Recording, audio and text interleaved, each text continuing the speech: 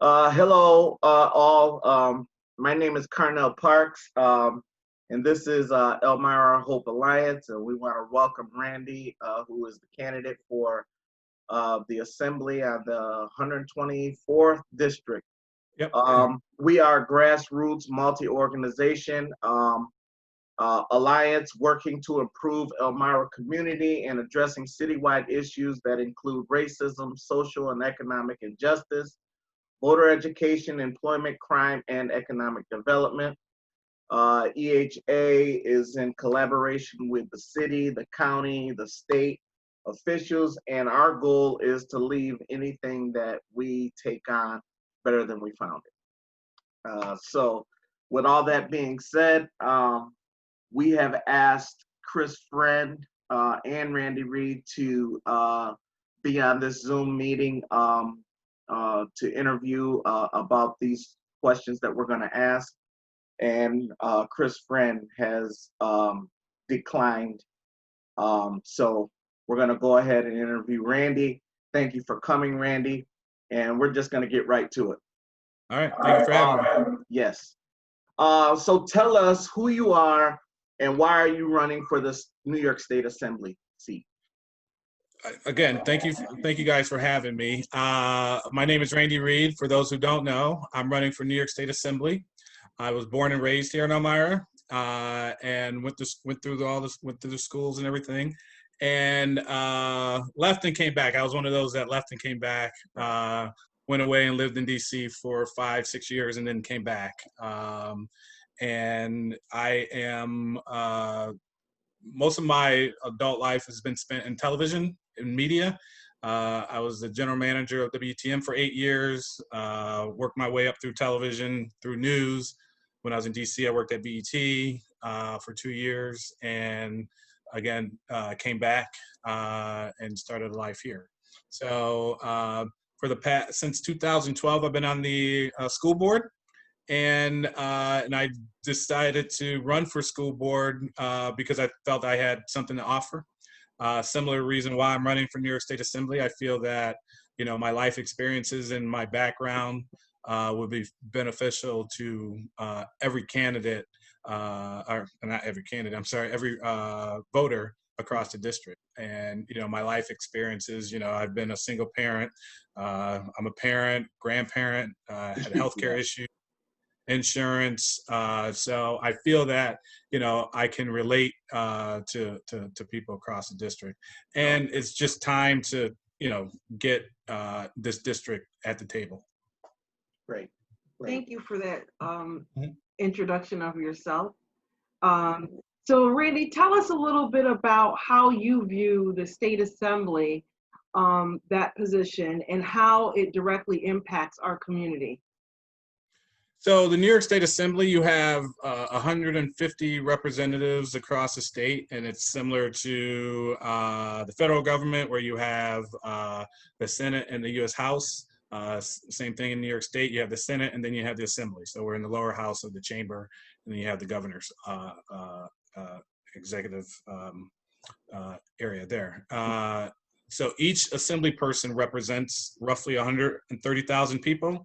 So my district would go from, it's 90% of Chemung County, all of Tioga County, and the town of Maine and Broome County. So it would go, if you think about it, from airport to airport. So Elmira's airport to technically in the town of Maine, where the Broome County Airport is. So the assembly, helps sets policy, helps control spending, and they, and I think it's just time that, again, using that position to be at the table to bring, items back for the district and look out for the district. Right. So thank you for that. So how is your position instrumental in addressing what is going on with the state as far as police reform, and how does that help us in our area? Yeah, in terms of police reform, I know the governor's put out an edict for all the counties and municipalities and police departments to to introduce reform and different changes to the police department. There's some changes right now that probably, that police departments could do right now without the implementation of this edict. I mean, it's, better hiring practices, and it's also, making your officers accountable, and have consequences for breaking rules. These are like things that are already there that sometimes aren't being enforced. Right. And so the other thing is just, again, hiring. They're kind of hamstrung with the rule of three. So if you have a candidate, if you have a test, the person can score 100.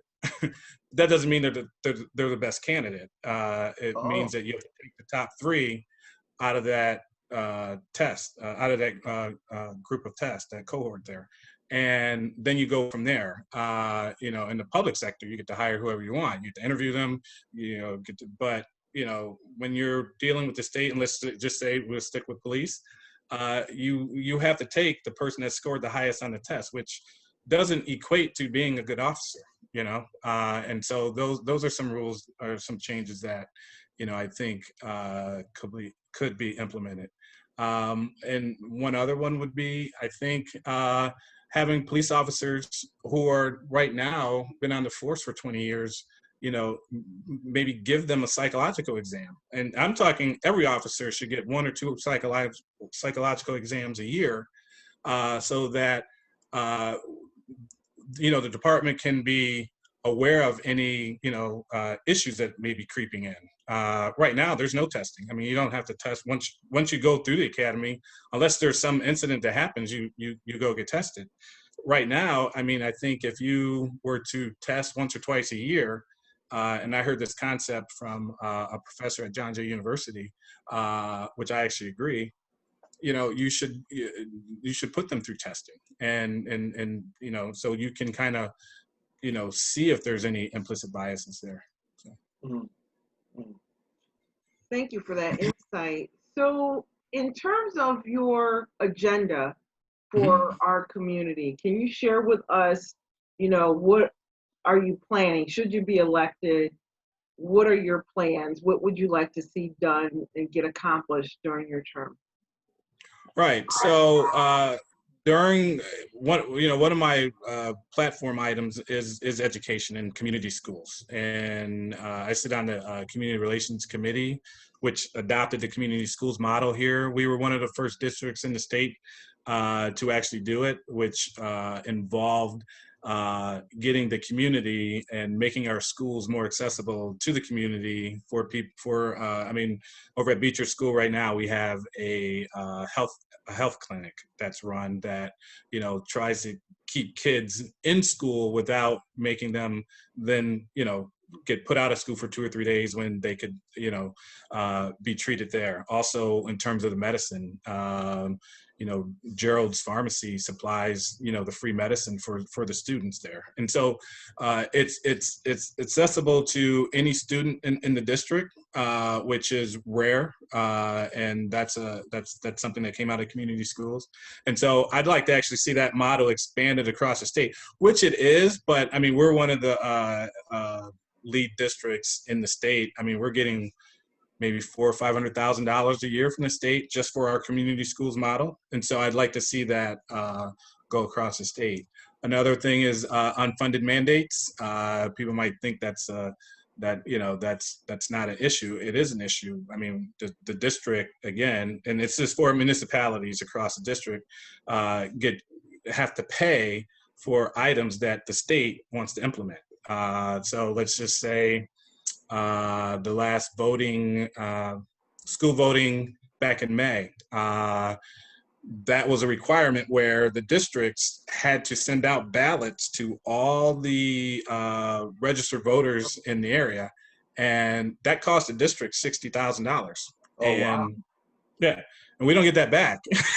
And then we have the low voter turnout that we have, so that's a really poor return on our investment. But we also don't get money to fund that. So that's what they call an unfunded mandate. The governor wants you to do something, you have to do it. And so you see that across the district. Across the 124th, but these are cities, villages, any municipality could get it. So there's, like I said, the school district has almost close to $500,000 in unfunded mandates. These are programs that bureaucrats come up with and the districts have to implement. Another issue would be trying to work on universal childcare. I sat on the Child Care Council for 10 years, and I think someone asked me one day, how would I fund it? Well, they have these the grants that they're giving out across the state, the Hunger Game grants, where the, different areas of, the cities would compete for money and corporations would get the money. I think some of that money should be peeled off for childcare. And making sure that childcare is accessible, to every resident in New York State. So, I mean, that's one. But then, the biggest one now, it's going to be COVID. Right. So you can forget, no, I shouldn't say you forget, but the other things that I just talked about are going to take a back seat to trying to get through COVID, because right now the governor is requesting a 20% cut across the state. Everything. So if you look at the district, the school district here, so 76% of our funding comes from New York State. And so you take 20% away, that's a big hit for us. It's not a big hit for Westchester County because they don't rely that heavily on state funding, where more rural districts across the 124th do. And so when you're looking at a 20% cut, Right. that's heavy. That you know where that's going to go? That's going to go back to the taxpayers. So and then there's going to be cuts, and whoever because I know there was one entity I spoke to, asking me, would I save them? Not necessarily save them, but what would I do? I'm like, everyone's going to get it. You can be part of whatever entity you want to be across New York State. Everyone's catching it. There's no one's going to be immune. And if someone's telling you they're not, they're lying. So, Right. Just like the virus. No one's immune. There you go. Everyone, that's right. No one's immune. Right. Well, here's one off the cuff question. You ran in the last cycle. Yep. So what is different in your campaign this year that you maybe didn't do last time, or tell us a little bit about what are your changes that you've made to try to win this election? Well, and it's just really campaigning, and you go in with a plan, and now it's changed because right now we can't do anything. I was just on a thing the other day, and they were just talking about Democratic training, but they were just talking about how door knocking is essentially out. You can't do that. And so you have to adapt your campaign. So where I'm doing a lot of Zooms, I'm email blasting and doing some videos, and I'll do more as I get closer, because we're still in that period where people aren't paying attention, but it's really, probably after, we get back into the school, probably mid-September, then it will kick in. So a lot of it's changed from, what I was doing 2 years ago. So you kind of got to adapt on the fly. Right. Yeah. The question I would ask you is, what would you say to the voters, to those new voters or disengaged voters? Why would you urge them to vote now? Because it is essentially, even when POTUS said that as he was running, what do you have to lose? Now you see what you have to lose if you don't vote. And people who say that their vote doesn't count, it's not true. I mean, you can ask Bill McCarthy, who was a county legislator who lost by one vote a couple years ago. So, someone got onto our school board 1 year with a write-in vote. And so he would be essentially, not implementing policies, but having a hand in policies and, hiring and firing the superintendents and things like that. And where this person never really ran. So it's important to get out and vote. It's also important to get out and get engaged in the community and run for something. If someone wanted to run, I'd be happy to sit down and talk to them about it. You know, it is out. I will tell you, it is out of my comfort zone, and people know me, know that I'm kind of reserved and stuff like that. And I'm like, I have to speak in front of people, and you know, I have this pen here because you know I have to, you know, but it's something that's exciting. And Right. again, me running, I think I have something to offer. So you know, it's worth the risk. So. Right. Well, Yeah. thank you so much, Randy. We really appreciate you coming, and we thank you for educating our community. And hopefully, this video will help others understand your position and who you are as a candidate. And Thank you. thank you very much for attending, and Wish you the best. we wish you the best. All right. Thank you, guys. Thank you so Bye. much. Bye.